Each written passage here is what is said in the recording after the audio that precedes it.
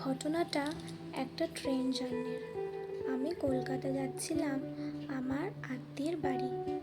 জানলার পাশের একটা সিট পেয়ে আমি বসলাম। হালকা বাতাস আসছে। আমি একটা বই পড়ছিলাম। হঠাৎ একটা ছেলে এসে টিকিট দেখিয়ে বলল, এই সিটটা আমার। আমি তাকিয়ে দেখি সত্যি ওই সিটটা ওর। আমি ভুল বসেছিলাম। লজ্জায় একটু উঠে পড়তেই ছেলেটা বলল, থাকুন না, বই পড়ছেন তো, আপনারই বেশি দরকার এই জানালার। আর সে আমার পাশে এসে বসে পড়ল। আমি একটু হেসেই বললাম, সত্যি বলতে কি, আমি আসলে ইচ্ছে করেই জানালার পাশে বসেছি। জানি এটা আমার না, কিন্তু জানলা মানেই তো শান্তি। সে বলল, আর আমার শান্তি আপনি চুরি করে বসে আছেন।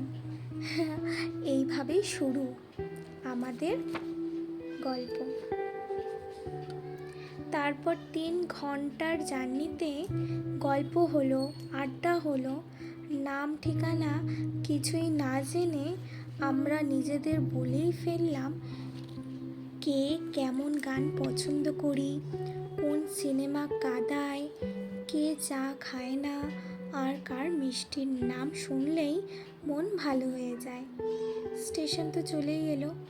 নামার সময় ও হঠাৎ বলল, আচ্ছা, আপনার নামটা তো জানা হলো না। এইভাবেই শুরু একটা সিট, একটা ভুল, আর একটা মন। আজও যখন কোথাও ট্রেনে চড়ি, ও বলে, যাত্রা যত দূরে হোক না কেন, জানলার পাশে আমার নয়, তোমারই জায়গা।